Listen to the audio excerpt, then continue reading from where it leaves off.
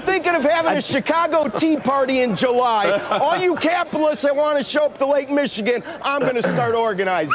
What are you dumping in? What are you dumping in this time? Housing, We're going to be dumping in some derivative securities. That was Rick Santelli on CNBC giving the Tea Party its name, if not its launch.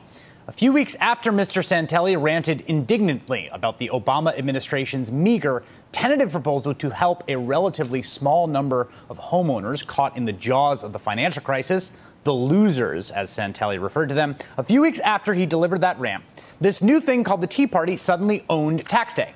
Remember that? Tax Day 2009, when the Tea Party exploded right out of nowhere with the tea bags and don't tread on me flags and the lawn chairs. And remember Glenn Beck, back when he was still on the TV and not just the internet machine? Remember how he got up on stage and told the Tea Partiers that their moment had come? After Obama's election, the Tea Partiers rallied effectively and vociferously against health reform. Specifically, President Obama's proposed law providing coverage for millions of new people while also requiring everyone to buy health insurance. Here's the Tea Party response to those ideas in 2010. They're challenging lawmakers outside the U.S. Capitol just before the final vote on the bill. No surprise, this kind of scene does not make me personally want to run out and buy a tri-corner hat. But the Tea Party was maybe onto something. Whether the Tea Party itself motivated voters may be debatable as a proposition, but with their outsized outsiders' rage, Tea Partiers at least represented a real sentiment in the American body politic, a sense of dispossession, distrust of institutions, and rabid, panicked fear of American decline. And you saw the tangible results of that in the 2010 elections, especially in the House, where Republicans won control with dozens of new seats, many of them filled by freshman lawmakers who identified as Tea Party Republicans.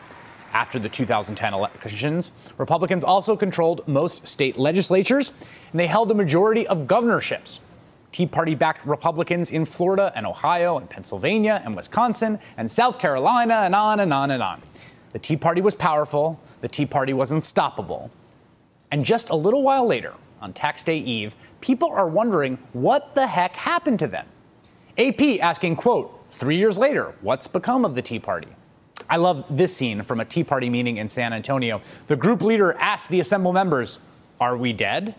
Answer, we're persistent. And we communicate with each other, and when it comes time to vote, we'll definitely pull the ballot lever. Maybe what happened to the Tea Party is that they voted and they won. If you want to find the Tea Party now, you can just call a legislator, not like the otherwise not very important Jeff Landry, freshman Republican of Louisiana, who would like Mitt Romney, the party's standard bearer, to know just who is in charge. Quoting Mr. Landry, we're not a cheerleading squad. We're the conductor. We're supposed to drive the train. Or maybe what the Tea Party needs now is an inside outsider, a leader who can ring bells in Washington without holding office there. Maybe what the Tea Party needs is an inside outsider like Herman Cain. I can't even say that name without chuckling a little. The guy who delivered a Tea Party response to this year's State of the Union speech and who held a big rally today on Capitol Hill. A big rally, a revolution on the Hill, they called it. Ladies and gentlemen, your revolution. Dave Weigel of Slate today posted this picture of Herman Cain's revolution on the Hill. Dave reports that organizers had 6 buses to get people there, and you got a boxed lunch to boot. He says it looked to him like a couple of hundred people showed up. Tea Party of America members had hundreds of leftover promotional flyers, he writes. One volunteer told him, quote, I was told to expect thousands of people. Well, we were told to expect a revolution. Have we gotten it?